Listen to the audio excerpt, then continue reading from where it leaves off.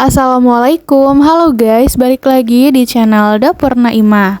Di video kali ini aku mau berbagi resep jajanan yang lagi viral banget. Ini dia es gabus ala Dapur Naimah. Es gabus ini tuh salah satu jajanan cemilan zaman dulu yang rasanya enak dan juga seger banget. Nah sekarang lagi rame lagi, jadi langsung aja kita bikin sendiri ya, karena bikinnya itu juga gampang banget dan rasanya yang pasti enak banget, gurih santannya itu berasa. Tampilan warnanya ini juga cantik banget ya. Ini cocok banget untuk dijadikan ide jualan. Bisa juga untuk dijadikan ide jualan takjil saat nanti bulan Ramadan, karena cara buatnya yang super simple. Yuk langsung aja kita lihat bahan-bahan dan cara membuatnya. Tapi sebelumnya buat kalian yang belum subscribe, bisa banget diklik dulu tombol subscribe-nya ya. Terima kasih.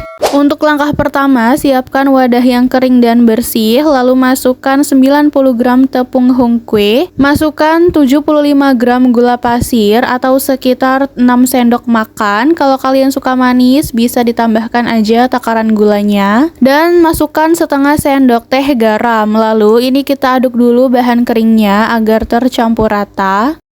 Setelah tercampur rata, kita masukkan 1 saset kental manis, ini sekitar 37-40 gram.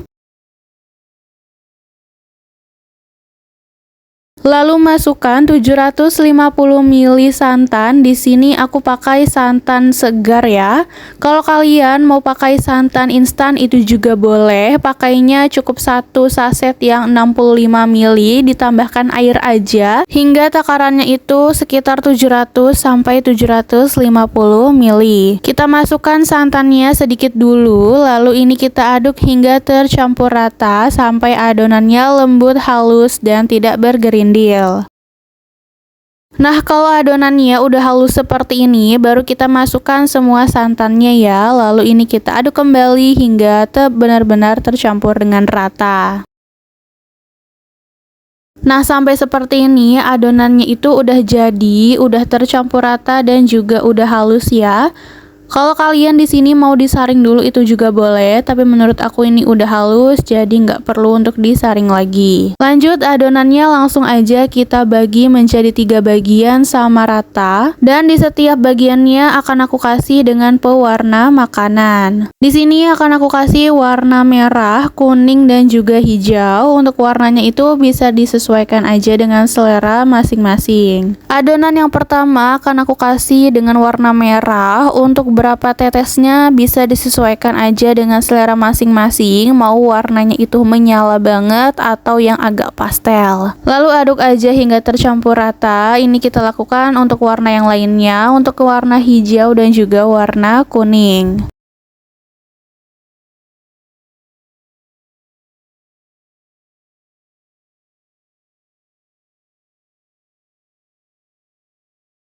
Nah ini ketiga warnanya itu udah jadi ya. Kalau menurut aku warnanya itu pas banget, nggak terlalu nyala dan juga nggak terlalu pucat.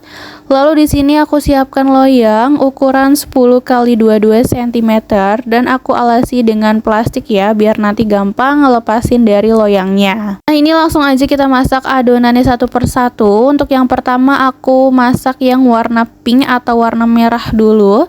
Di sini kita nyalakan apinya menggunakan api kecil aja ya, sambil terus diaduk-aduk sampai adonannya ini mengental. Saat dimasak ini usahakan jangan ditinggal ya, karena masaknya juga sebentar. Nah kalau misalnya udah mulai mengental seperti ini terus aja kita aduk ya. Akan kita aduk terus sampai nanti hasilnya lebih kental dari ini. Nah sampai seperti ini udah cukup, kita matikan api kompornya. Lalu aku masukkan aja ke dalam loyang dan kita ratakan ke seluruh bagiannya seperti ini ya. Pastikan kita ratain biar nanti hasil perlapisannya itu bagus dan juga rapi. Nah kalau udah bagus, udah rapih kayak gini, aku masak untuk lapisan yang kedua. Untuk lapisan yang kedua aku akan masak yang warna kuning ya. Untuk prosesnya itu masih sama. Kita masak di api yang kecil aja dan terus diaduk-aduk sampai mengental. Sampai seperti ini udah cukup, kita matikan api kompornya, lalu kita masukkan lagi ke dalam loyang. Ini kita masukkannya pelan-pelan aja. Lalu kita ratakan menggunakan spatula, kita ratakan, kita rapihkan ke seluruh bagiannya seperti ini.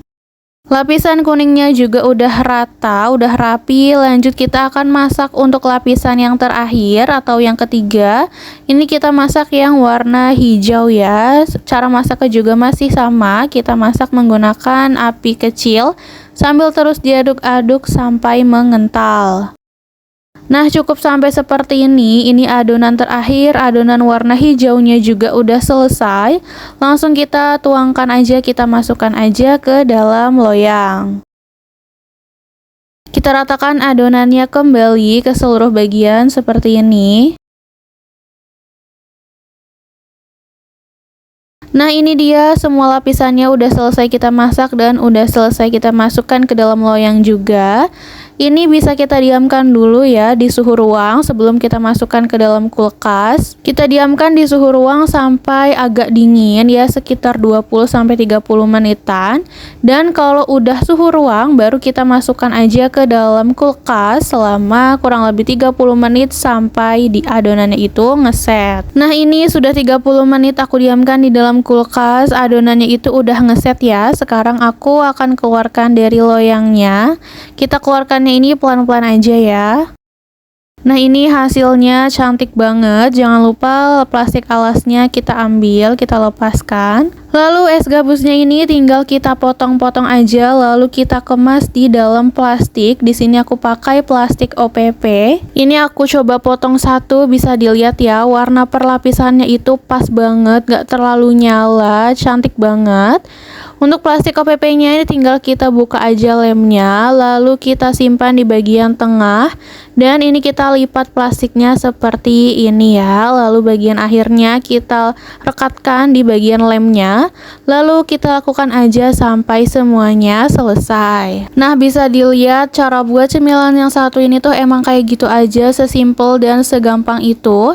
Kenapa dinamain dengan es gabus? Karena emang teksturnya itu mirip gabus ya, tapi kita nggak pakai gabus atau spons sama sekali. Nah, setelah semua selesai dibungkus dengan plastik OPP, ini langsung aja aku akan masukkan ke dalam freezer. Ini aku diamkan selama semalaman ya, sampai es gabusnya itu beku.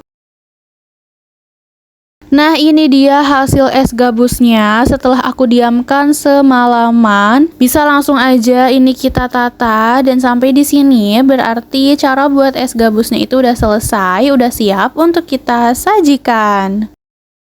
Dan tara, ini dia hasil dari video masak kita kali ini. Es gabus yang lagi viral ala dapur Naimah. Cara buat cemilan yang satu ini tuh enak banget, cemilan zaman dulu yang rasanya enak dan juga gurih, manisnya itu pas. Setelah aku diamin di dalam freezer semalaman, ini teksturnya enak banget ya. Sensasi dingin-dingin dan ini tuh seger banget, beneran seenak itu ya. Kalau kalian gak mau simpan di freezernya semalaman, itu juga boleh, silahkan aja. Nanti teksturnya jadi lebih lembut dan gak terlalu keras. Ini cocok banget loh ya untuk dijadikan ide jualan. Cara buatnya simple, apalagi lagi viral. So, semoga videonya bermanfaat, dan kalau kalian suka videonya jangan lupa like, subscribe, and comment ya guys. See you in the next video.